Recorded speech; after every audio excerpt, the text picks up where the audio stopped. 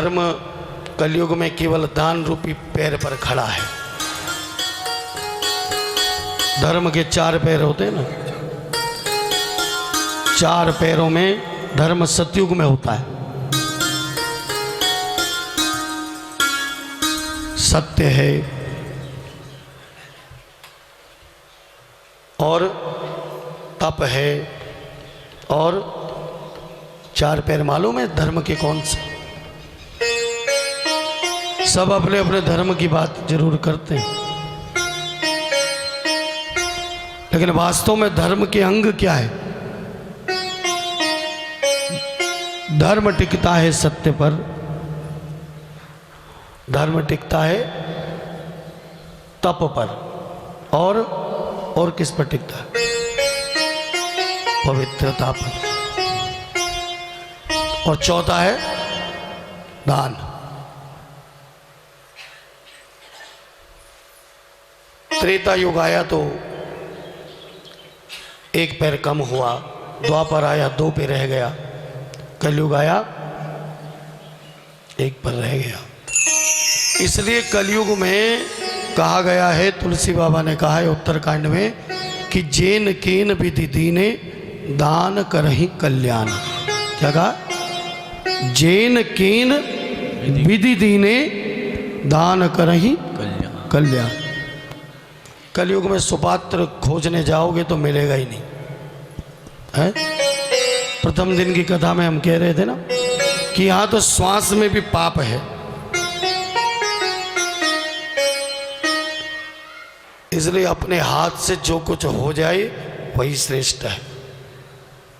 कलयुग में केवल अपना किया हुआ ही अपने काम आएगा, किसी के पाप पुण्य बढ़ते नहीं है। यहाँ ये कलयुग के गुण हैं। हम लोग शास्त्र श्रवण करें, लेकिन ये बात भी ध्यान रखनी चाहिए कि हम कौन से युग के हैं और कौन कौन सी चीजें हमारे लिए लागू होती हैं। हम सब कलयुगवासी हैं, सब कहाँ उत्पन्न हुए हैं? कलयुग में। कलयुग में अपना किया हुआ ही अपने को फलदायी है। जो कुछ अपने से हो गया वही श्रेष्ठ है। जेन केन विधि दीने, जैसे हो जाए, जैसा हो अपने हाथ से करना चाहिए, जीते जी जो हो जाए।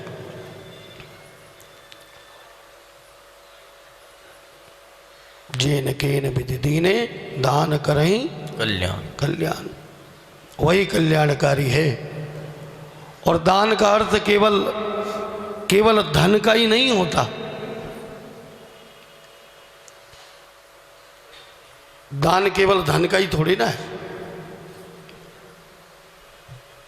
आप किसी से मीठी वाणी बोलें, वो भी दान है। आप किसी के साथ अच्छा व्यवहार करें, वो भी दान है। आप किसी को इज्जत मान दें, वो भी दान है। धन तो सबसे निकृष्ट कहा गया है।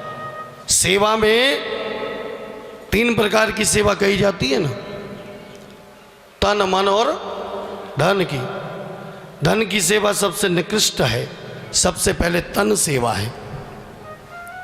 शरीर शुद्ध हो, शरीर पवित्र हो। शरीर पवित्र होगा तो धीरे धीरे मन पवित्र होगा, और जब तन मन लगेगा तो फिर सामर्थ्य के अनुसार जितना है उस हिसाब से धन भी लगेगा। और धन की 3 गति बताई गई। धन की 3 गतियां हैं। एक उत्तम गति है धन की, और एक मध्यम गति है, और एक निकृष्ट है जो नाश की ओर जाता है।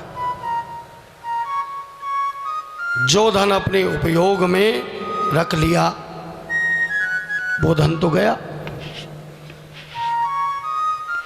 और जो आपने दिया जैसे भी, वो धन की सबसे उत्तम गति है। क्योंकि संसार का नियम है जैसा दोगे वैसा ही वापस आएगा। लोग लेना चाहते हैं पर देना नहीं चाहते। इज्जत चाहिए तो इज्जत देना सीखना पड़ेगा। क्या सीखना पड़ेगा? इज्जत मान ये कभी लिया नहीं जाता, ये हमेशा देने की चीज है। इज्जत हमेशा देने की चीज है, इज्जत प्राप्त करने की चीज नहीं है। हम सोचे कि कोई हमारी इज्जत करे, ऐसे कोई नहीं करेगा। ये देने की वस्तु है, इसको दिया करें। जितना देंगे उतना अपने आप वापस आएगा। दशरथ कौशल्या सबको मान देते हैं। अपने प्रजा को अपने पुत्र की तरह पाला दशरथ ने, इसलिए उनके घर में कौन आया? स्वयं भगवान आए। राम जी तो, कृष्ण तो तैयार बैठे हैं आने के लिए, मगर दशरथ कौशल्या नहीं बन पा रहे। हम लोग नंद यशोदा नहीं बन पा रहे, वरना वो तो तैयार बैठा रहता है।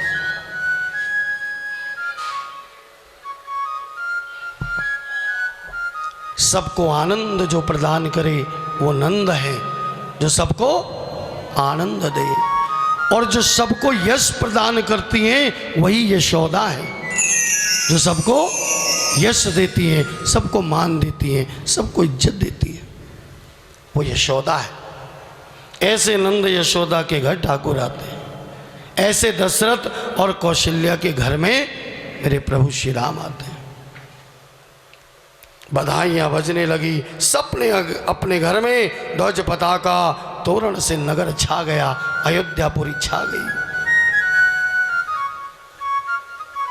जैसे अपना ये भक्ति धाम छा गया ना। 25 तारीख से कैसा सुंदर मेला सा लगा हुआ है, और वृंद वृंद मिली चली लोगाई, और सहज श्रृंगार किए उठिधाई। स्त्रियां झुंड के झुंड बनाकर चलने लगी। कहां? अयोध्या की ओर, दर्शन करे बालक का।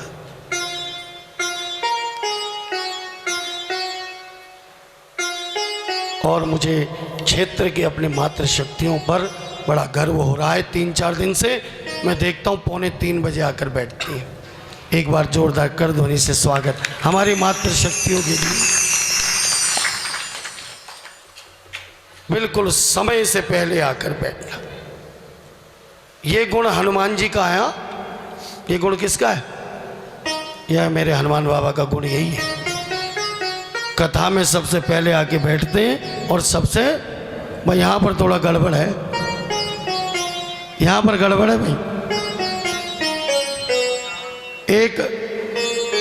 एक बात तो पक्की है गुप्ता जी, दूर कहाँ जाना पड़ता है? यहीं आसपास से होंगे, दूर से आए हैं आप लोग? अच्छा, मुझे पता लगा था, कुछ माताओं ने संदेश भेजा था, थोड़ा सा व्यास जी को बोलना थोड़ा समय से करने का था। अब आपको क्या बताऊं, यहाँ बैठने के बाद समय का तो कोई ज्ञान ही नहीं रहता, समय का पता ही नहीं रहता भाई। थोड़ा सा आप अपनी ओर से प्रयास करो, थोड़ा सा मैं करता हूँ, है तो 10 मिनट आप रुक जाना, 10 मिनट मैं थोड़ा पहले कर दूंगा, ठीक है? बोल सियावर रामचंद्र महाराज की जय। और सब चली मातृशक्तियाँ, और बड़ा सुंदर भाव है।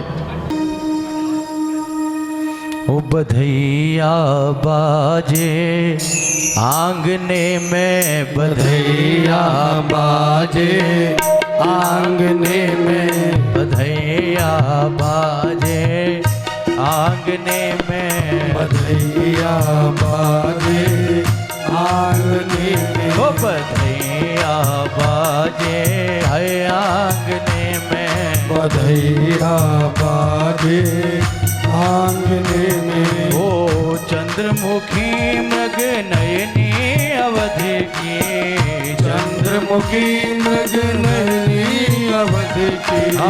चंद्रमुखी मृग नयनी अवध की, चंद्रमुखी मृग नयनी अवध की। ओ तोरण तारण है रांगने में बधैया दे आंगने में।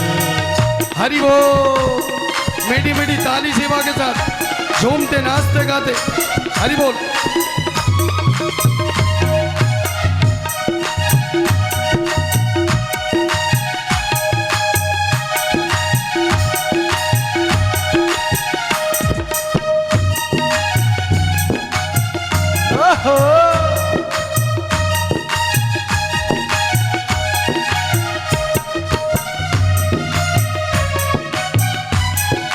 जय हो।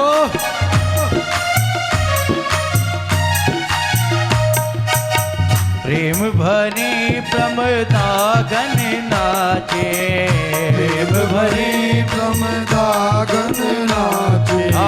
प्रेमागन नाचे, प्रेम भरी प्रमदागन है ऊपर बाधे है पायने में बधैया बाजे आंगने में। मंगला जी आइए। हरि बोल।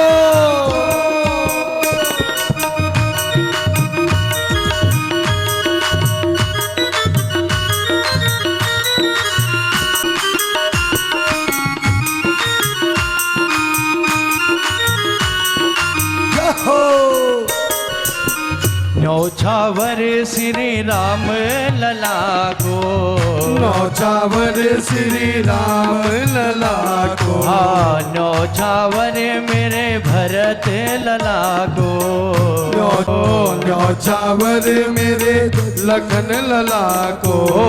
नहीं को सकुचत है मांगने में बधैया बाजे आंगने में बधैया बाजे आंगने में। वो बधैया बाजे आंगने में, बधैया बाजे आंगने में।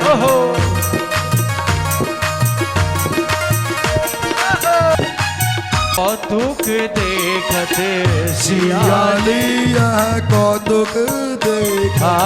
सियाली यह कौतुक देखत, सियाली यह कौतुक देखत। और बीती रजनी बीती रजनी बीती रजनी है जागने में बधैया बाजे आंगने में। ओ बधैया बाजे आंगने में। बधैया बाजे आंगने। और की खुली तकदीर बधाई बाज रही। राजा दशरथ की खुली तकदीर बधाई बाज रही। कौशल्या रानी की खुली तकदीर बधाई बाज रही। ओ कौशल्या रानी की खुली तकदीर बधाई बाज रही। बधाई बाज रही। ओ बधाई बाज रही। बधाई बाज रही। बधाई बाज रही। राजा दशरथ की कौशल्या रानी की ओ हम सब की खुली तकदीर बधाई बाज रही। ढोलक और नगाड़े बाजे। ढोलक और नगाड़े बाजे।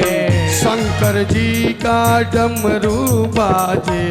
शंकर जी का डमरू बाजे। और बाज रही बांसुरी बधाई बाज रही। दशरथ की अब जरा जोर से।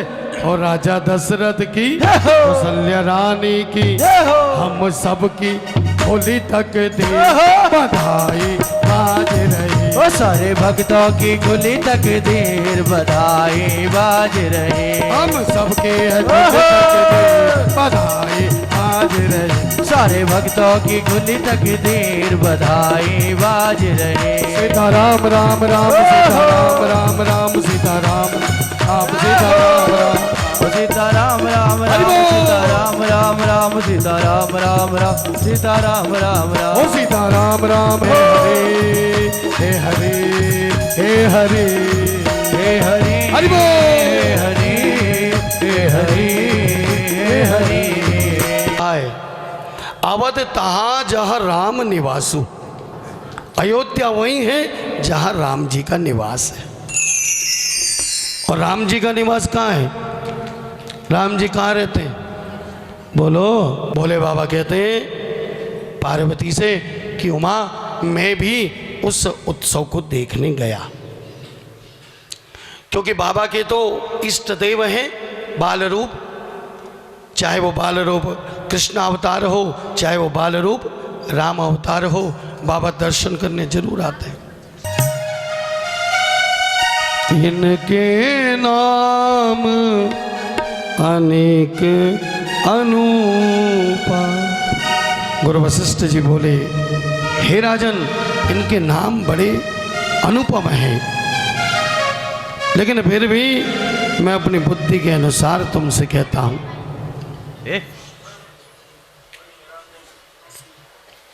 बच्चों छोटन को उत्पाद याद है ना।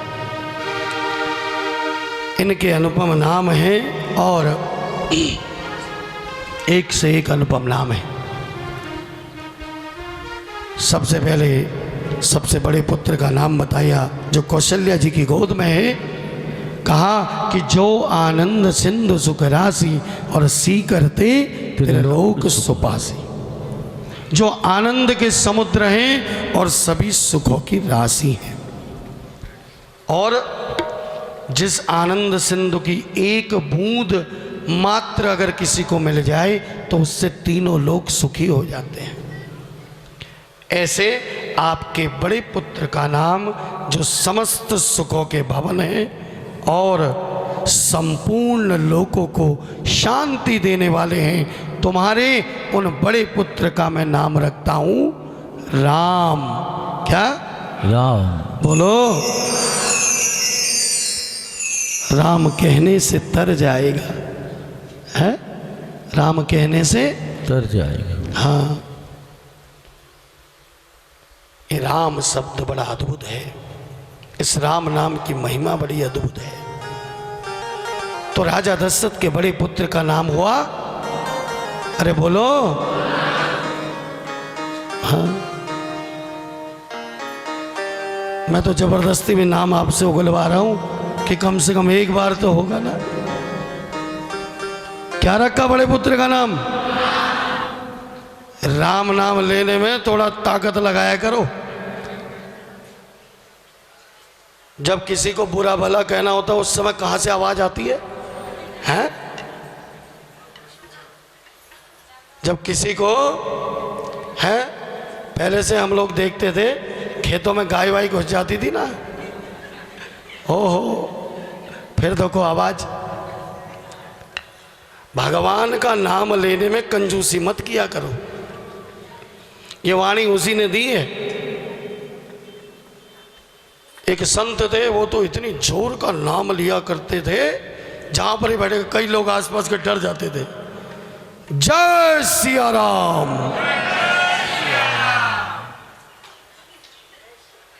चलो अब आपकी बारी है, बोलो। आपको पता है जय सिया राम क्या है? बड़े तत्व की बात है। आपने रामचरितमानस को थोड़ा सा गहराई से पढ़िए। ये देखिए, है लगता है असर हो गया। बोलो सच्चे दरबार की जय। तो राम कहने से तर जाएगा। इस राम नाम की बड़ी अद्भुत महिमा है। ये महाध्वनि है राम नाम। इस राम नाम के बल पर तो हनुमान जी ने एक छलांग में क्या किया? 400 कोस का समुद्र लांघ दिया। आप सुंदरकांड आएगा ना, बड़ी अद्भुत कथा है सुंदरकांड की। उस दिन आना बड़े जोश में, पूरे जोश में आना। उस दिन गरारे करके सब लोग अपने गले को साफ करके आना। उस दिन राम राम खूब होगा जोश में, क्योंकि हनुमान जी की जो कथा है वो राम नाम के बल पर है। दिखा दिया राम नाम के बल पर, राम नाम में कितनी बड़ी शक्ति है। एक छलांग में पार। वहां पर एक शब्द आता है सुंदरकांड में कि हनुमान जी ने चलते समय महाध्वनि की। क्या की? थोड़ा सा ध्यान से पढ़ना कि चलते समय क्या किया? महाध्वनि की। वो महाध्वनि क्या है? बस ऐसी है, महाध्वनि। हाँ, कौन सी महाध्वनि थी? जय श्री राम। ये नाम में बड़ी शक्ति है। अब वो उसको विष दे दिया तो वो मरना तो उसका निश्चित है ना, चाहे उसको पता था या नहीं था। ऐसे ही हमें राम नाम की शक्ति के बारे में पता हो चाहे ना हो, वो तो अपनी शक्ति दिखाएगा ही, दिखाएगा या नहीं। अब चाहे हमें पता है या नहीं है, यदि हम राम नाम गाएंगे, यदि हम राम नाम का उच्चारण करेंगे, तो ये राम नाम हमें भवसागर से पार ले जाएगा, ये निश्चित है। जैसे जहर में ताकत है मारने की, वैसे ही राम नाम में ताकत है तारने की। भाई पता लग गया, जिसने महिमा जान ली तो वो जानकर करता है, लेकिन नहीं जानकर भी यदि करोगे, जैसे अजामिल ने जपा, अपने पुत्र का नाम नारायण बोला, लेकिन नाम तो नारायण ही बोला, वो तो अपनी शक्ति दिखाएगा ही। इसलिए तुलसी बाबा कहते हैं कि भाव कुभाव अनख आलस हूं। क्या कहा? भाव कुभाव अनख आलस हूं और नाम जपत मंगल धीसी दस हूं। चाहे आप भाव से जपो, भाव से गाओ, चाहे कुभाव से गाओ, चाहे आलस्य से गाओ, चाहे जबरदस्ती गाओ, जैसे मैं जबरदस्ती करवाता हूं, तो फिर भी ये नाम क्या होगा? ये नाम 10 दिशाओं में मंगल करने वाला है, क्योंकि ये राम नाम है। इसी राम नाम की महिमा को जानने के लिए तो हम बैठे हैं। रामलीला किसको मालूम नहीं है? पहले दिन की कथा में मैंने आपको कहा था, रामलीला सबको मालूम है। रामलीला नाटक नहीं करना है, रामलीला का तत्व जानना है। राम जी वास्तव में आए क्यों यहां?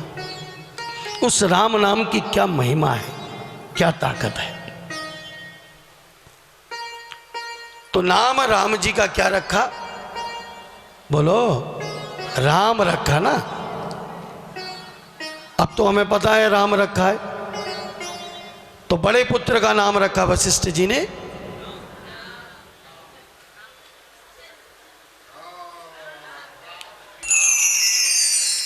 बड़े पक्के घड़े हो आप लोग, हैं? क्या रखा है?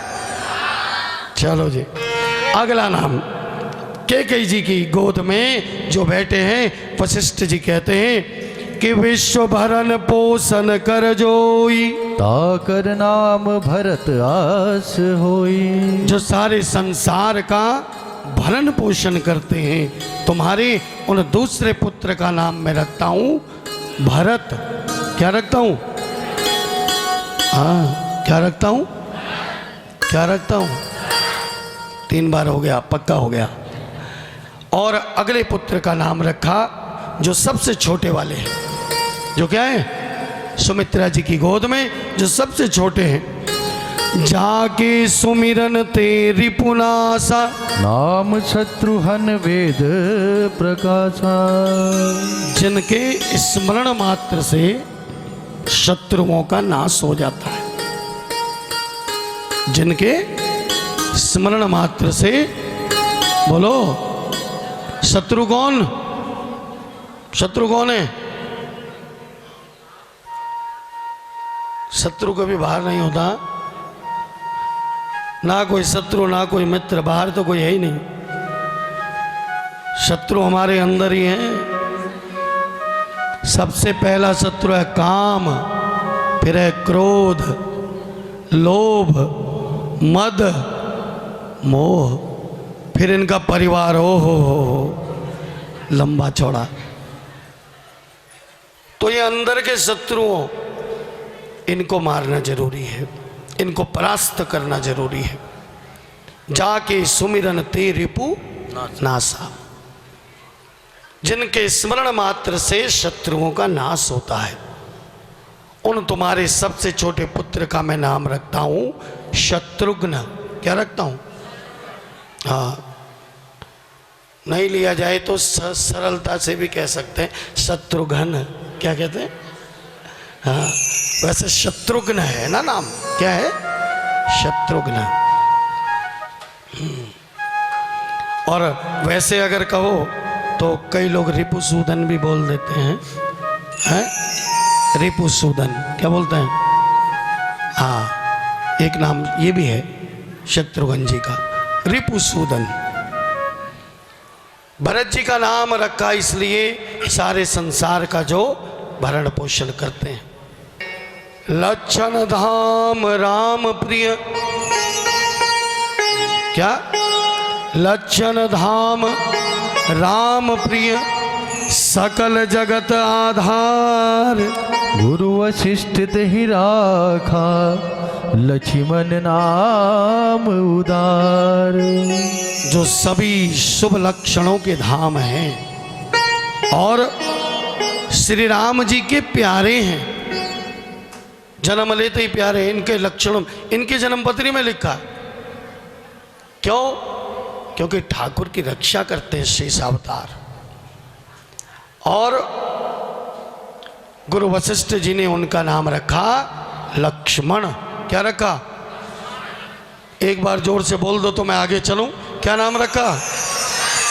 चलिए अब चारों का नाम बोलेंगे। राम, भरत, लक्ष्मण, शत्रुघ्न। बोलो चारों भाइयों की जय। हाँ जी, नामकरण तो हो गया है। नामकरण के बाद समय बीतने का पता नहीं चला। माताएं बड़ी प्रसन्न हैं और निरंतर बालकों की सेवा करती हैं। अब धीरे धीरे घुटनों के बल बच्चे चलने शुरू हो गए और आगे पहली बार पैर रखा है मेरे ठाकुर ने और बड़े ठुमक ठुमक कर चलते हैं ठाकुर हैं। ठुमक चलती रामचंद्र बाजत पैंजनी। गाओगे? दो लाइन गाओगे? नहीं? हाँ, दूसरा गा लेते। और जब ठाकुर चलते हैं ना तो माताएं रोकती हैं, नंगे पैर दौड़ते हैं बालक। चारों बालक जब दौड़ते हैं राम जी तो माताएं रोकती हैं। बड़ा सुंदर भाव है भजन का, गाना साथ में। और आप लोग ही जैसे मानो ठाकुर को रोक रहे हो। राघव ललन तेरे कोमल चरण, कहीं कंकरिया गड़े नहीं जाए। क्या कह रही है? ओ राघव ललन तेरे कोमल चरण, कहीं कंकरिया गड़ ना जाए। हरि बोल। राघव ललन तेरे कोमल चरण, कहीं कंकरिया गड़ नहीं जाए। ओ राघव ललन तेरे कोमल चरण, कहीं कंकरिया गड़ नहीं जाए। ओ राघव ललन तेरे कोमल चरण, कहीं कंकरिया गड़ नहीं। जय हो। हरि राघव। आप लोगों को आया नहीं आया पहले बताओ। राघव ललन तेरे कोमल चरण, कहीं कंकरिया गड़ नहीं जाए। माँ कह रही है नंगे पैर मत जाओ बाहर, कहीं पैर में कंकर चुभ जाएगा, इसलिए अंदर खेलो आंगन में। हो राघव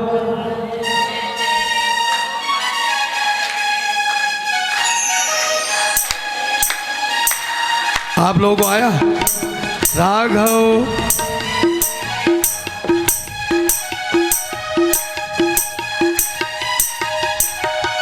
राघव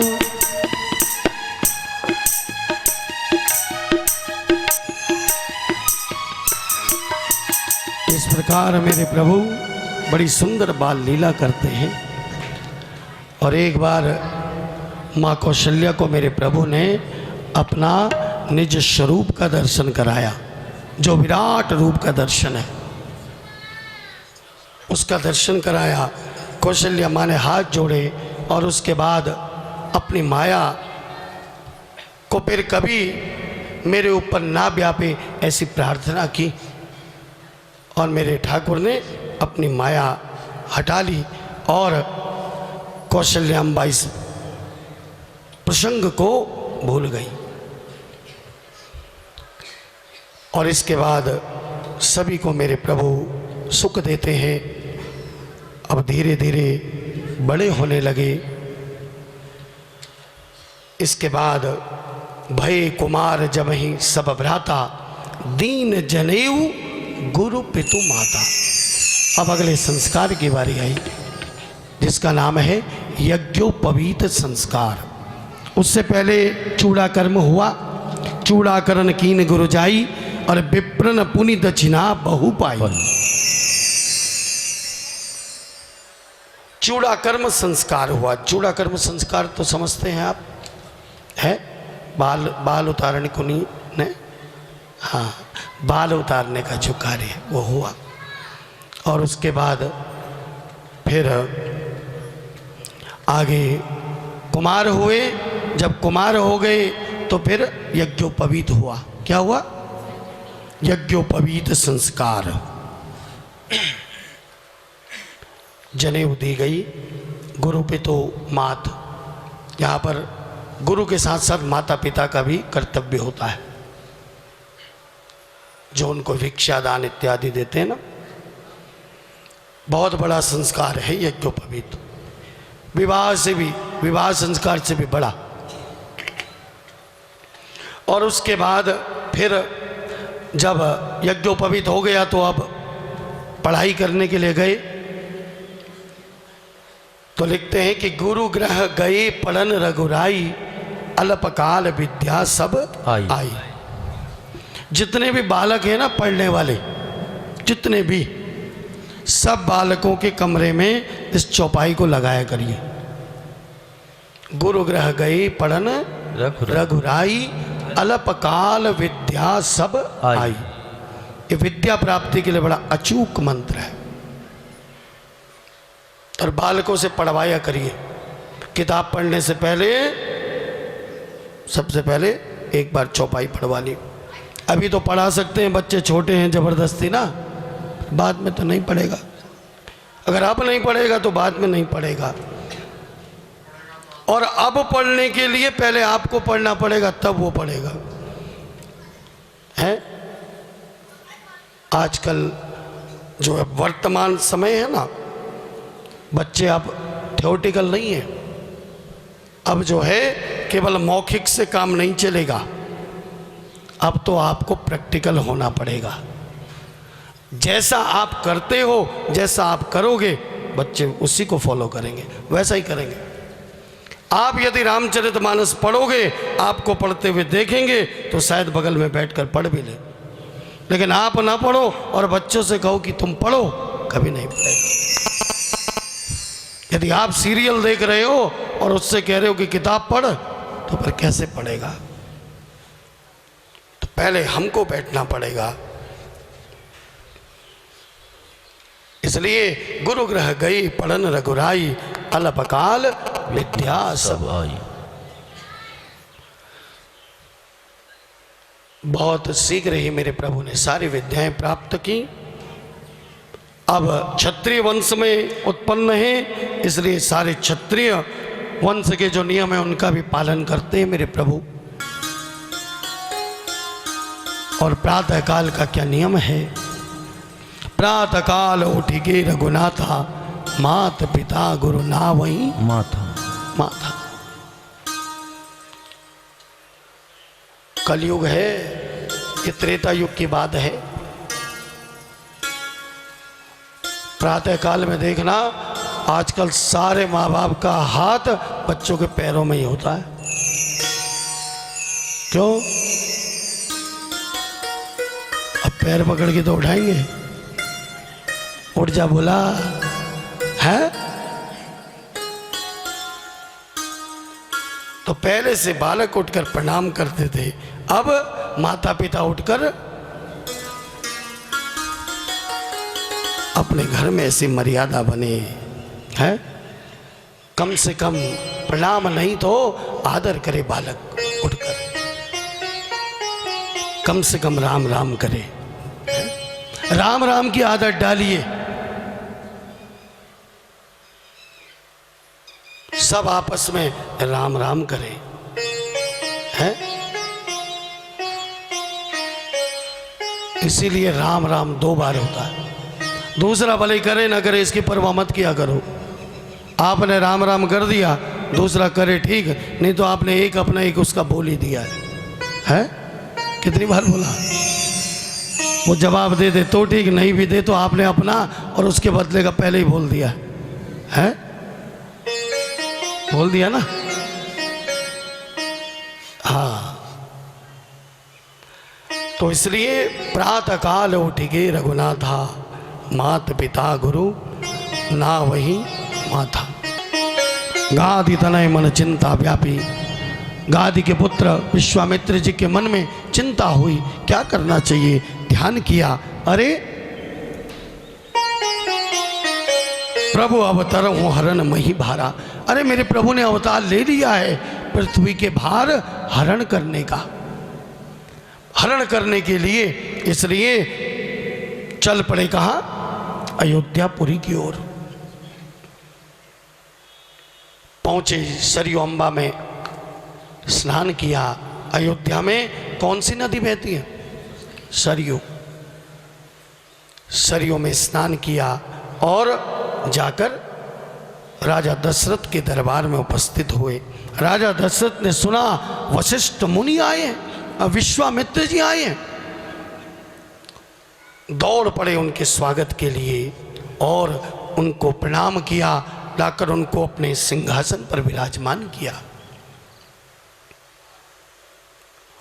रघुवंश में जब जब विश्वामित्र आए तब तब रघुवंश में दुख आया है, ऐसा मानते हैं। राजा हरिश्चंद्र के पास आए विश्वामित्र जी तो पूरा राजकाज हट गया, छिन गया। राजा दशरथ बड़ा स्वागत करते हैं, आदर करते हैं, चरण पखारे और कहते हैं कि मेरे समान कोई धन्य नहीं है आज। इसके बाद भोजन इत्यादि करवाया, प्रसाद दिया। बड़े प्रसन्न हुए विश्वामित्र।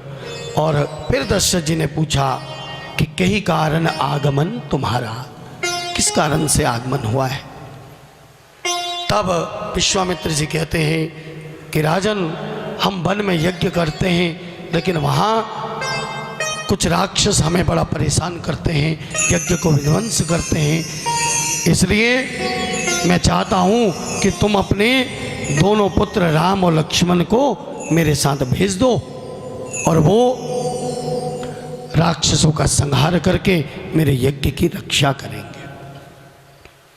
राजा दशरथ ने जैसी ये बात सुनी तो उनका मुख मलिन हो गया। विचार करने लगे कि जिसका डर था वही हुआ। विश्वामित्र आए और उन्होंने वही मांग लिया। राम और लक्ष्मण चारों भाई, चारों पुत्र, ये तो मुझे प्राणों से प्यारे हैं। और उसमें भी राम को राम को तो मैं किसी भी कदापि नहीं भेज सकता। कैसे भेजूं? हाथ जोड़ लिए, बोले आप मेरा ये सारा राज्य ले लीजिए, मेरी सारी सेना ले जाइए और मैं स्वयं आपके साथ चलने को तैयार हूं, लेकिन राम को मैं कदापि नहीं दे सकता। आप भले ही मुझे शाप दे दें। लेकिन वशिष्ठ मुनि राजा दशरथ को एकांत में लेकर गए, समझाया और बताया तुम्हारे पुत्र साधारण नहीं है। और साथ में एक बात और बताई, बोले विश्वामित्र जी असुरों का संहार तो स्वयं भी कर सकते हैं, लेकिन मैंने कुंडली देखी है राम लक्ष्मण की, विश्वामित्र के साथ यदि जाएंगे तो इनके विवाह की, उसी विश्वामित्र जी के साथ जाने पर इनके विवाह का कुछ प्रसंग बनने के मुझे लक्षण दिखाई दिए। ऐसी बात सुनकर दशरथ जी बड़े प्रसन्न हुए और एक बात और कही कि विश्वामित्र जी अपनी शक्ति, अपने बल को राम जी को सौंपना चाहते हैं। दशरथ जी ने फिर राम लक्ष्मण को बुलाया, प्रणाम किया और विश्वामित्र जी के चरणों में डालकर कहा कि राम लक्ष्मण जब तक तुम अयोध्या नहीं आते तब तक यही तुम्हारे पिता है। और विश्वामित्र जी के साथ राम लखन चल पड़े। वन में जाकर, घने वन में जब पहुंचे तो एक जगह बड़ी भयानक एक राक्षसी थी जिसका नाम था ताड़का। उस ताड़का का मेरे प्रभु ने उद्धार किया। प्रभु धाम को वो चली गई, क्योंकि भगवान किसी को मारते नहीं, भगवान तो हर किसी को तारते हैं। बोलिए भक्त वत्सल भगवान की। इसके बाद मेरे प्रभु पहुंचे आश्रम में। विश्वामित्र जी ने मार्ग में सारी विद्याएं राम और लक्ष्मण को सौंपी। ऐसी ऐसी विद्या सिखाई कि बहुत दिनों तक यदि भोजन न मिले तब भी भूख का अनुभव ना हो। कुछ अस्त्र शस्त्र भी सौंपे और उसके बाद आश्रम में पहुंचकर कंदमूल फल का भोजन कराया, विश्राम हुआ। प्रातःकाल उठते ही भगवान श्री राम ने विश्वामित्र जी से कहा कि आप निर्भय होकर यज्ञ करिए। और जब यज्ञ करने लगे तो उसी समय सुबाहु मारीच ने सेना सहित जब देखा कि यज्ञ का धुआं उठ रहा है तो अपनी सेना लेकर ये आए। और मेरे प्रभु ने सबसे पहले मारीच को बिना फर का बाण मारा और ये 7 योजन दूर जाकर समुद्र के पास जाकर गिर गए। पावक सर सुबाव पुनि मारा और अनुज निशाचर कटको संहारा।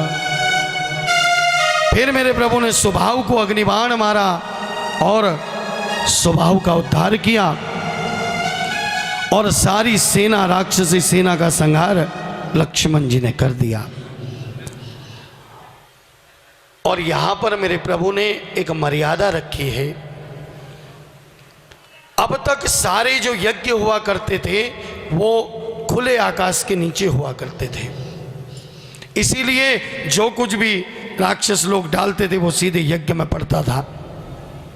मेरे प्रभु ने बाणों का ऐसा एक ऊपर से छत बनाई जिससे राक्षसों ने जो कुछ भी डाला वो यज्ञ कुंड में नहीं गया। तब से ये नियम बना कि यज्ञ के ऊपर कुछ ना कुछ होना चाहिए, यज्ञ खुले आकाश के नीचे नहीं होना चाहिए। और अभी कुछ दिन बीते थे, तभी जनकपुरी से चिट्ठी लेकर दूत आया और उसने विश्वामित्र जी को वो चिट्ठी पकड़ाई। विश्वामित्र जी ने राम जी से कहा ये पत्रिका पढ़कर सुनाओ। तो तो उसमें राजा जनक ने अपनी पुत्री सिया के स्वयंवर के लिए, उस स्वयंवर को देखने के लिए न्योता भेजा था। विश्वामित्र जी ने कहा कि हम जा रहे हैं, राम तुम भी चलो। मेरे प्रभु मुस्कुराए और गुरु की आज्ञा लेकर विश्वामित्र जी के साथ जनकपुरी की ओर चल पड़े। रास्ते में जब किसी वन से निकल रहे थे तो एक आश्रम दिखाई दिया। वो आश्रम बहुत अलग प्रकार का था, सब और हरा भरा, लेकिन वो आश्रम बिल्कुल बंजर था, टूटा फूटा था और उसके आसपास के सारे पेड़ सूखे हुए थे। लेकिन उस आश्रम के बाहर एक बहुत बड़ी शिला थी और उस शिला के पास एक तुलसी का वृक्ष हो रहा। किसी वन में विश्वामित्र का आश्रम है, उत्तर था जो हरा था, और ये जो शिला थी ऐसी महसूस हो रही थी मानो कोई तपोमयी मूर्ति स्त्री बैठी हुई हो। त्रेता युग में प्रभु श्री राम आए और आज अहिल्या जी का तारण हो रहा है। मेरे प्रभु ने अपनी चरण धूली जैसे ही अहिल्या जी के ऊपर डाली, अहिल्या जी शिला रूप से परिवर्तित होकर तपोमयी स्त्री बन गई और हाथ जोड़कर मेरे प्रभु की स्तुति करती है। पर सद पद पावन शोक न सावन, प्रकट भई तप पुंज सही। देखत रघुनायक जन सुरनायक, सन्मुख होई कर जोरी रही। अस प्रभु दीन बंधु हरि, कारण रहित दयाल। तुलसीदास सटत ही भजो, छाड़ी कपट जंजाल। अहिल्या जी स्तुति करती हैं कि प्रभु मुनि ने मुझे श्राप दिया, बहुत अच्छा किया, आज वो श्राप ही मेरे लिए वरदान बन गया। यदि श्राप नहीं दिया होता तो आपके दर्शन कैसे होते, आपकी चरण धूली मेरे ऊपर कैसे पड़ती। और मेरे प्रभु जब प्रसन्न हो गए तो अहिल्या जी से कहा कि अब आप वरदान मांगो। क्या मांगो? तो अहिल्या जी कहती है मुझे तो वरदान मांगना आता ही नहीं है,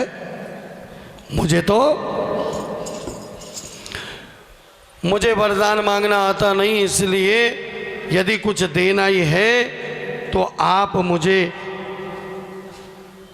यह वरदान दे दो, है? यदि कुछ आपने देना है कि मेरी जो बुद्धि है वो कभी भी आपके चरण कमलों को न छोड़े, मेरी बुद्धि हमेशा आपके चरण कमलों में लगी रहे। और कहती है इन चरणों की क्या महिमा मैं गाऊं, जिन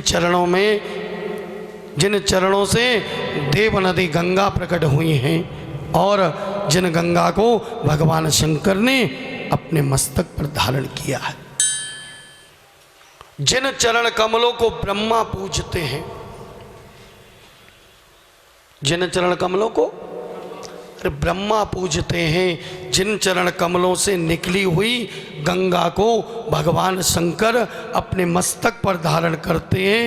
हे प्रभु उन चरण कमलों को इतनी जिनकी महिमा है उनको आपने मेरे सिर पर रखा, तो मुझसे बड़ा भाग्यवान कौन होगा, मुझसे बड़ा भाग्यशाली, मुझसे बड़ा कौन होगा।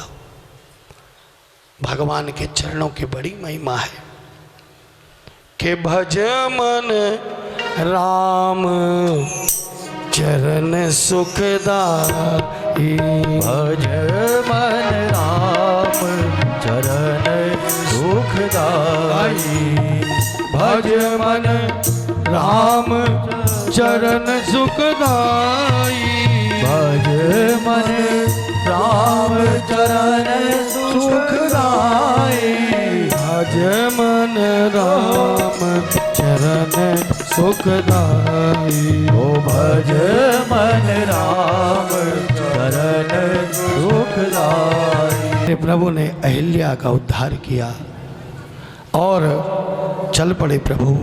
तुलसी बाबा कहते हैं अस प्रभु दीन बंधु हरि कारण रहित दयाल। जनकपुरी में मेरे प्रभु ने प्रवेश किया है, जनकपुरी को धन्य किया है। और जब मेरे प्रभु जनक जी और विश्वामित्र जी की वार्तालाप के मध्य में अंदर प्रवेश किया तो जनक जी परब्रह्म को मानने वाले हैं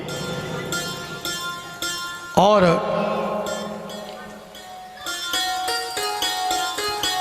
जनक जी ध्यान करते हैं। लेकिन आज मेरे प्रभु जब प्रत्यक्ष रूप से उनके सामने आए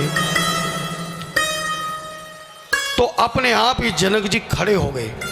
जैसे ही मेरे प्रभु का प्रवेश हुआ हाथ जोड़कर बैठ गए और बैठने के बाद पूछा है विश्वामित्र जी से कि कौन है ये।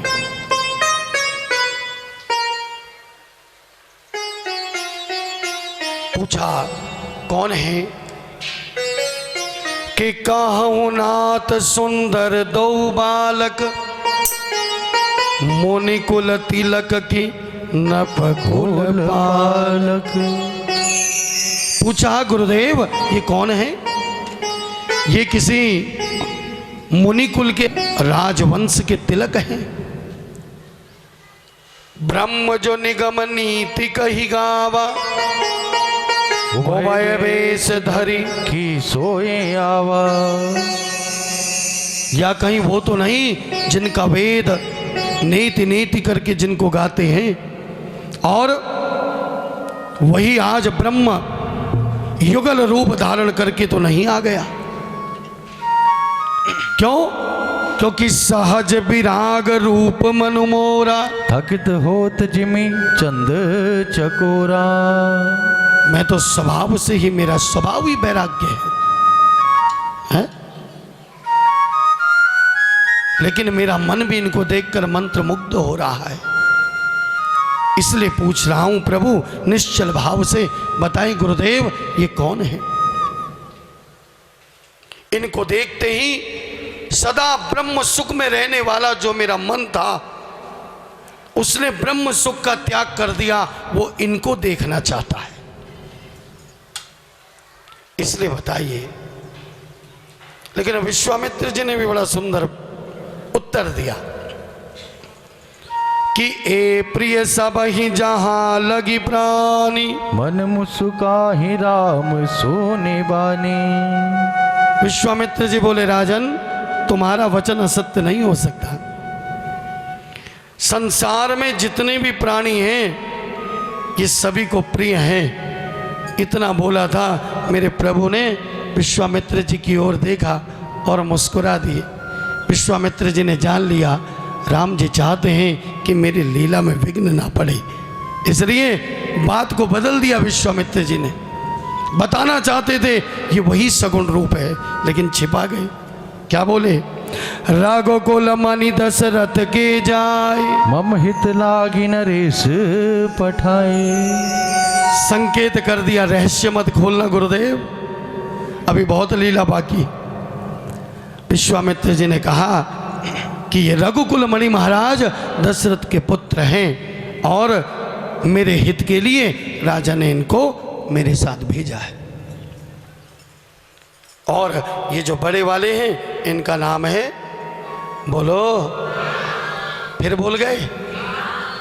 और जो इनके साथ हैं इनका नाम है लक्ष्मण। और सारा जगत साक्षी है मेरे यज्ञ की रक्षा इन्होंने असुरों को मारकर और मेरे यज्ञ की रक्षा की है। बड़े प्रसन्न हुए, दर्शन हुआ और विश्वामित्र आदि राम लखन को लेकर जनक जी अपने महल में लेकर आए। बड़ा सुंदर महल दिया, रहने के लिए व्यवस्था की। और उसके बाद मेरे प्रभु गुरु विश्वामित्र जी की सेवा करते हैं राम लखन, और संध्या वंदन हुआ। इसके बाद प्रातः काल हुई, सबसे पहले लखन जी जागे। मर्यादा है, सबसे पहले विश्वामित्र जी सोते हैं, उसके बाद जब विश्वामित्र जी की आज्ञा पाकर राम जी सोते हैं तो लखन जी उनके चरण दबाते हैं, और चरण दबाते दबाते जब राम जी सो जाते हैं तो उनके चरणों में ही लखन जी सो जाते हैं। लेकिन प्रातः काल में सबसे पहले लखन जागते हैं और उसके बाद फिर श्री राम जागते हैं, फिर दोनों के बाद गुरु विश्वामित्र जागते हैं। प्रणाम किया, नित्य कर्म हुआ, उसके बाद आज मेरे प्रभु जनकपुरी घूमना चाहते हैं। विश्वामित्र जी से आज्ञा लेकर जनकपुरी भ्रमण के लिए निकले, मानो प्रभु आज जनकपुरी वालों को दर्शन देना चाहते हैं, क्योंकि उनकी आँखियाँ पता नहीं कब से मेरे प्रभु के दर्शन के लिए ललायित है। इसलिए राम जी ने ऐसी लीला की, लखन जी को लेकर सारे जनकपुर वासियों को सुख दिया। सब स्त्रियां पुरुष देखते रह जाते हैं राम लखन को, और कुछ स्त्रियां मन में विचार करती हैं कितनी सुंदर जोड़ी है ये राम लखन की, दोनों भाइयों की, दोनों राजकुमारों की। और उनमें से कुछ एक सखी कहती है कि जो ये बड़े वाले हैं ना, ऐसा लगता है मानो सिया के लिए यही बने हैं। अगर विधाता अनुकूल हो जाए, ऐसा कोई संयोग बन जाए कि इनका विवाह सिया के साथ हो जाए तो हम धन्य हो जाएं। एक सखी कहती है कि ये तो इतने सुकोमल हैं, लेकिन राजा जनक का प्रण कितना कठिन है। फिर एक सखी कहती है, अरे नहीं, इनकी कोमलता, इनके कोमल अंगों को देखकर उस पर मत जाना, ये बड़े वीर हैं। मैंने सुना है इन्होंने विश्वामित्र के यज्ञ की रक्षा की। ओ भज मन भज मन भज मन राम चरण सुखदाई, भज मन राम चरण सुखदाई, भज मन राम चरण सुखदाई, ओ भज मन राम चरण सुखदाई। बड़े बड़े असुरों का इन्होंने संहार किया है। ये अवश्य ही उस धनुष को तोड़ेंगे और सिया को भरेंगे। और इस प्रकार सब अपने अपने मनोरथों को करते हैं। प्रभु बालकों के साथ यज्ञशाला में आते हैं, धनुष का दर्शन करते हैं, सहज भाव में उसको उठा लेते हैं, और उसके बाद सब बालकों को सुखी करके जब देखा संध्या काल का समय हो गया, और तब गुरु विश्वामित्र नाराज ना हो जाएं, ऐसा सोचकर वापस आते हैं और प्रणाम करके फिर संध्या वंदन करते हैं। इस प्रकार फिर प्रातः काल हुई, और आज जो दिन था वो जनकपुरी के लिए बहुत विशेष था। और आज सिया जी अपनी सखियों के साथ अपने जो कुल की देवी हैं उनकी पूजन के लिए, गिरिजा देवी के पूजन के लिए जाने वाली हैं। और इधर विश्वामित्र जी को पुष्प की आवश्यकता हुई तो राम लखन ने आज्ञा ली और पुष्प लेने के लिए जो राजा जनक के पुष्प वाटिका थी वहां से पुष्प लेने के लिए गए। आज मानो मेरे ठाकुर और आदि शक्ति का पहला मिलन था। जो मेरे ठाकुर और माँ लक्ष्मी जो बैकुंठ छोड़कर आज लीला करने आए थे, आज उनका यहां पर प्रथम मिलन है। राम लखन गए माली से आज्ञा लेकर पुष्प तोड़ने। सिया जी हाथ में पूजन की थाली लेकर माँ गिरजा पूजन के लिए जाती हैं और गिरजा पूजन करती हैं।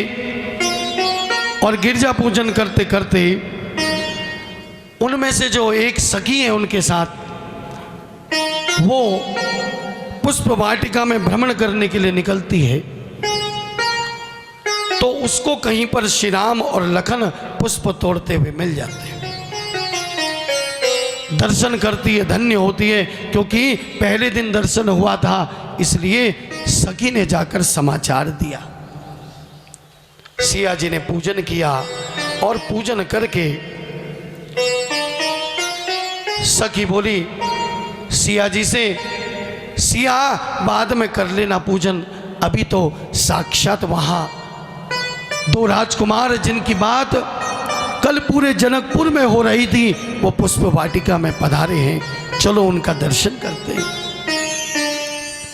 सिया जी मन में मुस्कुराई, लेकिन जगत मर्यादा में लज्जावश कहती हैं नहीं नहीं वहां जाना ठीक नहीं। लेकिन सखी कहती है एक बार दर्शन तो कर लो, सामने से मत करना, हम पेड़ के पीछे छिपकर दर्शन कर लेंगे। और तब सिया जी को लेकर सखियां कहाँ जाती हैं? जहां मेरे प्रभु श्री राम और लखन मार्ग से आ रहे। इधर सिया जी के पैरों की जो पायल थी उसकी ध्वनि राम जी के कानों पर पड़ती है। राम जी पूछते हैं लखन से कि ये ध्वनि कैसी है?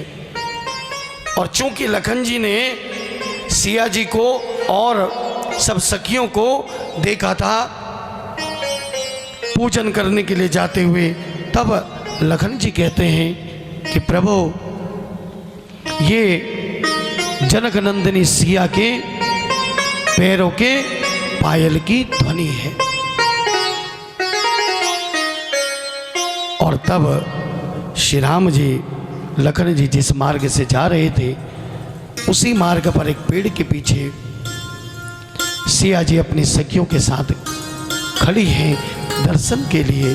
तब मेरे प्रभु का आगमन हुआ मार्ग से, और आज सिया जी ने मेरे प्रभु को देखा।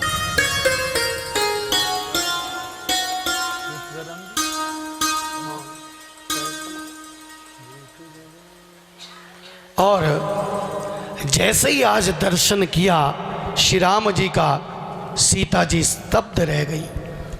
बड़ा सुंदर भजन भाव है सिया और राम के प्रथम मिलन का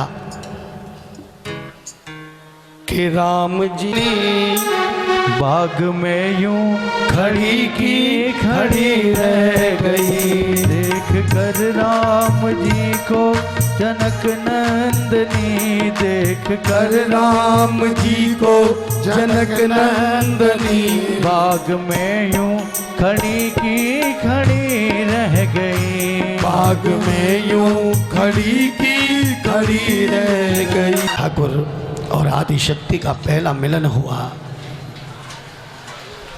ऊपर से पुष्प वर्षा होने लगी। देखो प्रकृति ने भी वर्षा कर दी है ऊपर से है।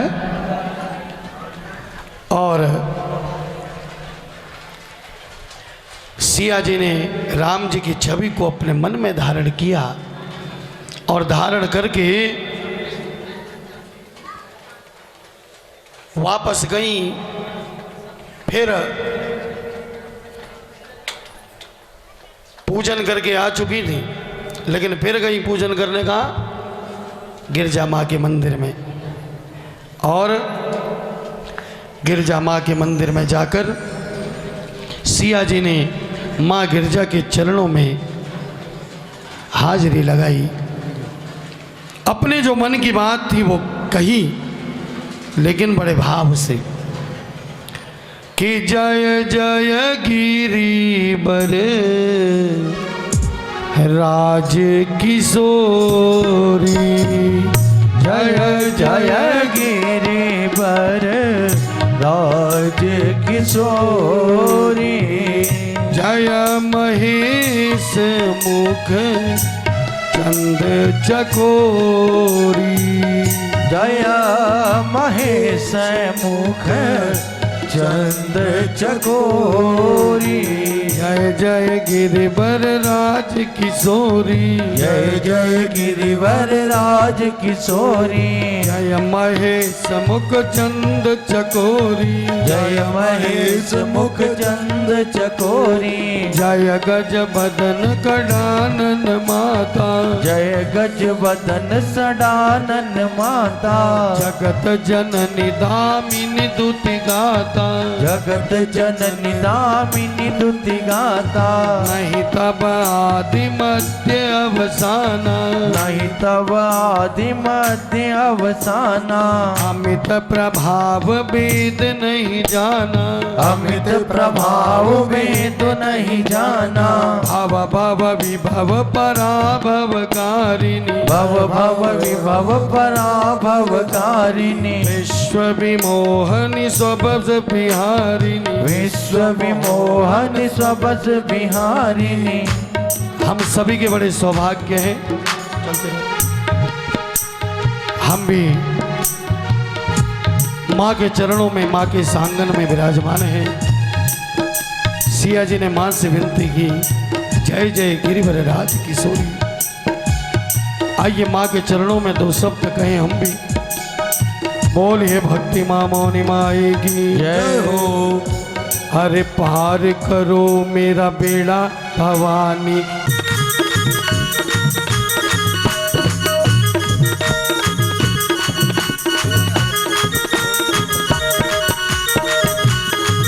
हरि बोल, ताली सेवा के साथ। सिया जी ने अपना जो मनोरथ था वो कहा नहीं, कहा माँ आप सबको जानने वाली हो, इसलिए मोर मनोरथ जान होनी के बसहूँ सदा उर पुर सब ही के। माँ सबके दिलों में बसने वाली है, वो हमेशा है, हम सबके साथ है। और सिया जी के इस प्रेम से माँ भवानी गदगद हो गई प्रेम से, और माँ की मूर्ति में से माला खिसक कर सिया जी के गले में आ गई। विनय प्रेम बस भई भवानी, और खसी माल मूर्ति मुस्कानी। माला खसी यानी निकली और सिया के गले में। जब कभी मंदिर जाते हो ना, आपको कभी जो वो फूल प्रसाद मिलता है जो भगवान पर चढ़ा होता है, कम से कम 24 घंटे उसको अपने पास रखा करो। और एक मर्यादा है, उसको जमीन पर मत रखना। उसको लिया, मस्तक लगाया, थोड़ा सूंघ लिया, और उसके बाद उसको अपने साथ रखो। या तो लो मत।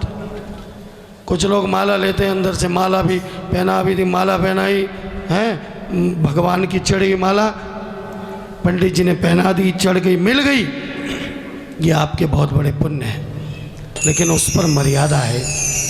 24 घंटे तक उसका पूरा प्रभाव रहता है। उसको ले जाकर कहीं सुरक्षित जगह पे रखो, अच्छी जगह पे रखो। उसके बाद 24 घंटे बाद उसको प्रवाह दो।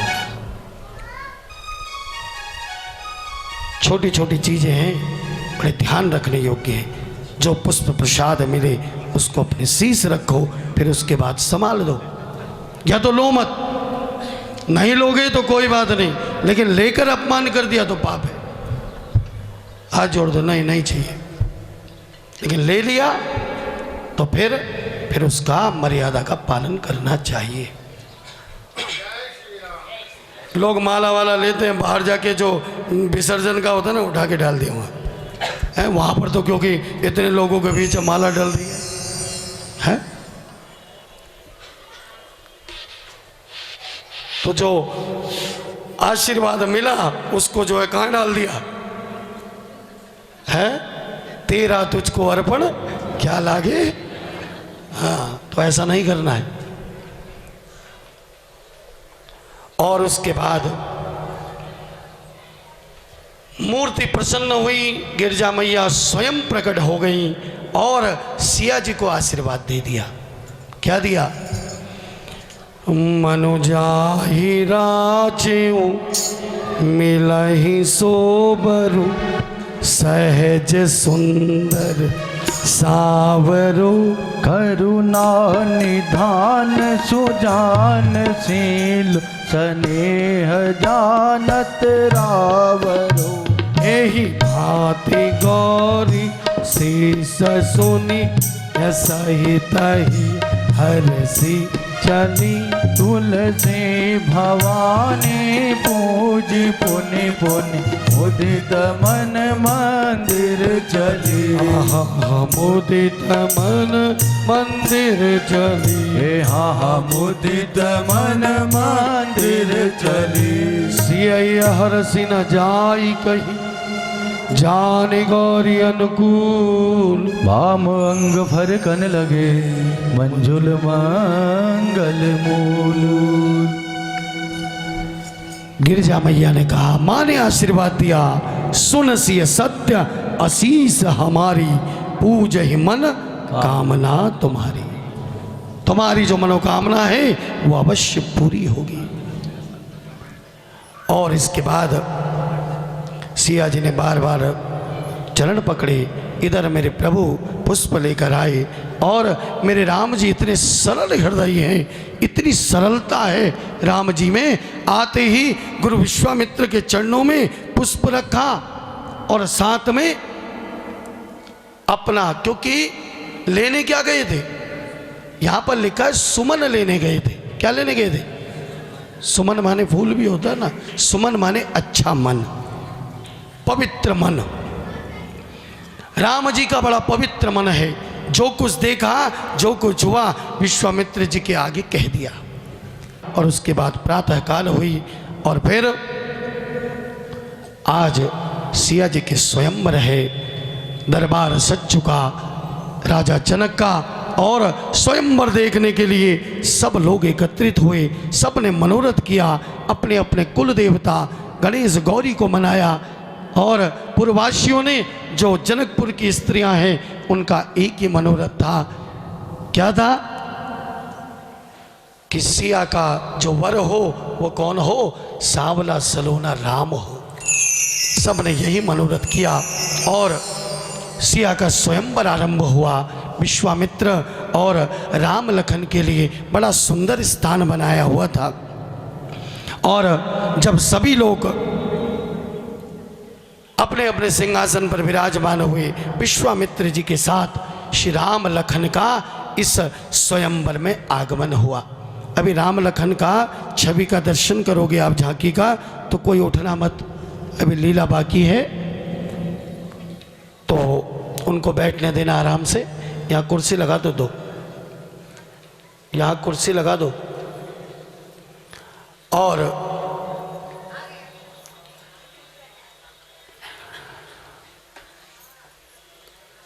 राम लखन जब सभा में उपस्थित हुए, जब विश्वामित्र जी के साथ आए, तो सबको अलग अलग अनुभव हुआ। क्या हुआ? सब ने अलग अलग प्रकार से राम जी की छवि को देखा। जो दुष्ट राजा लोग थे उनको वो काल रूप में नजर आए। किस रूप में? इस बच्चे को आगे बुलाओ।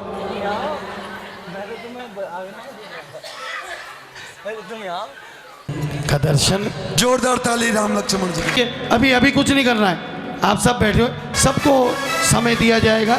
आप लोग अभी आगे भी आएंगे, छवि का दर्शन करेंगे। और मेरे प्रभु अभी है सब, तो सब हमारे ही पुत्र हों। तो तुलसी बाबा ने एक ही चौपाई में सबके लिए कह दिया। क्या कहा? कि जिनके रही भावना जैसी, जिनके रही भावना जैसी, प्रभु मूरत देखी तीन तैसी। प्रभु मूरति देखे दीन तैसी।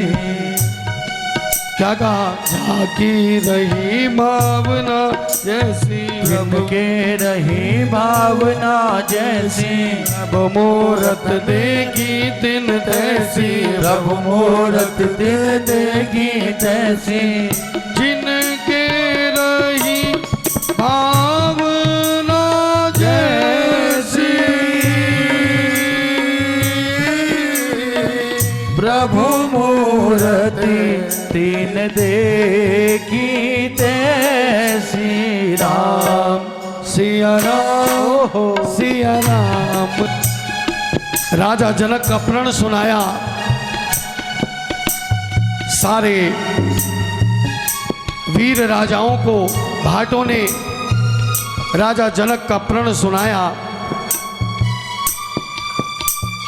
और प्रण सुनाने के बाद वो प्रण क्या था कि आज सभा में जो भी इस भगवान शंकर के इस धनुष को उठाकर उस पर प्रतिंचा चढ़ाएगा और उसके साथ सिया का विवाह होगा। सिया उसके गले में जयमाल डालेंगी। ऐसा सुनकर सारे राजा जोश में एक साथ खड़े हो गए और एक एक करके धनुष उठाने लगे। लेकिन धनुष उठना तो दूर, किसी से हिला भी नहीं। और हिला भी नहीं। सब राजाओं ने, जितने दुष्ट राजा थे, उन सब ने विचार किया कि पहले इस धनुष को उठाया जाए, उसके बाद देखेंगे फिर। इसलिए कहते हैं तुलसी बाबा कि 10,000 राजा एक साथ धनुष के ऊपर लपके, लेकिन किसी से भी धनुष नहीं हिला। सब अपने मन में हार गए और हार कर वापस बैठ गए। राजा जनक को चिंता हो गई, अब कौन इस धनुष को, कोई उठा नहीं पाया सभा में। राजा जनक की चिंता बढ़ी। राजा जनक ने कह दिया सभा में, अगर मैं ये जानता कि ये पृथ्वी वीरों से विहीन हो गई है तो मैं इतनी बड़ी प्रतिज्ञा कभी नहीं रखता। यह वचन सुनकर सभी लोग, सभी राजा लोगों ने अपना सिर झुका लिया। लेकिन उस सभा में एक लखन ऐसे थे जिनकी भौएं चढ़ गई और राम जी के चरण पकड़कर लक्ष्मण जी ने कहा, प्रभु यदि आपकी आज्ञा हो तो मैं अभिमान से नहीं कहता, यदि आपकी आज्ञा हो तो मैं कुछ खेल दिखा दूं।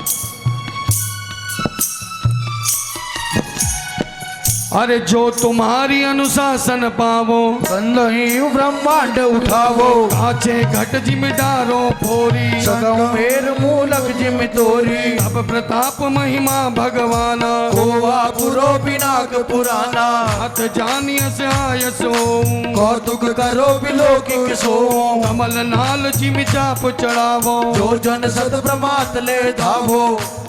और लक्ष्मण जी क्या बोले, यदि आपकी आज्ञा हो तो ये धनुष क्या पूरे ब्रह्मांड को मैं कैद की तरह उठा लूं।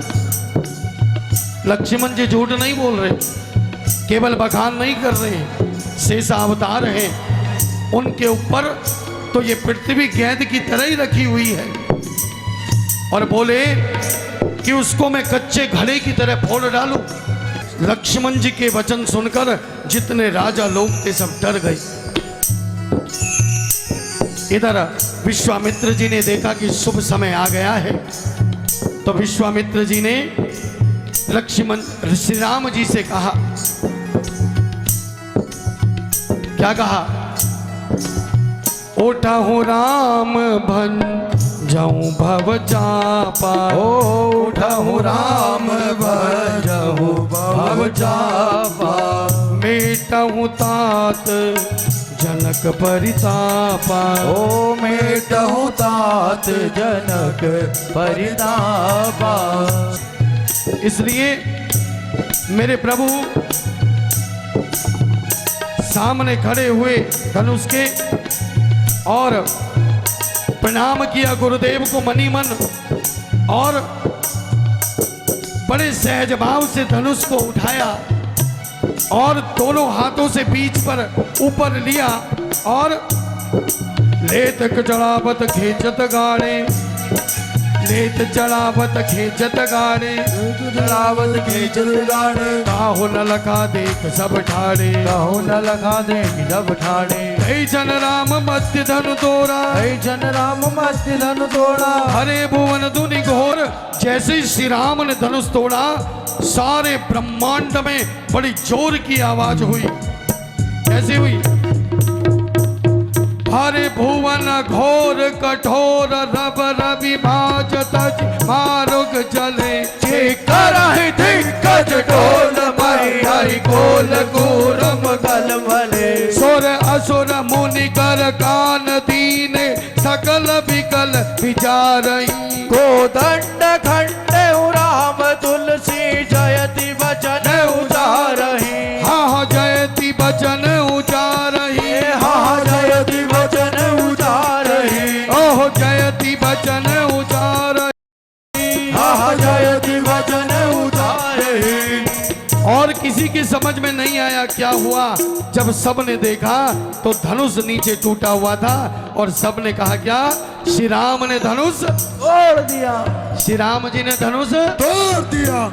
और अब सिया जी अपनी सखियों के साथ हर घर में बसंत ऋतु छाई हुई है, घर घर बसंत ऋतु छाई हुई है, घर घर बसंत ऋतु छाई हुई है, घर घर बसंत ऋतु छाई हुई है। मनाओ रे, चले आओ शुभ घड़ियां मनाओ रे, वो चले आओ शुभ घड़ियां मनाओ रे। और सिया जी ने जयमाल डाल दी। बोल सियावर राम चंद्र की। और फिर मेरे राघव सरकार ने सिया जी के गले में जयमाल डाली और आई होना में किसी कोल नहीं डरना, होड़ा में किसे कोल नहीं डरना। राधे राधे राधे राधे राधे राधे राधे ओ राधे राधे राधे राधे राधे राधे राधे। अरे होना में किसी कोल नहीं डरना, होड़ा में किसे कोल नहीं डरना। अरे मन आवे सोई में करना, मन आए सोई में करना। अरे मन आवे सोई में करना। ओ मन जो आए सोई में करना। क्यों? हो मेरा हो मेरा हो मेरा मेरा मुरली वाला यार आज मैनू नच लैण दे। ओ मेरा मुरली वाला यार आज मैनू नच लैण दे। ओ आज मैनू नच लैण दे, आज मैनू नच लैण दे।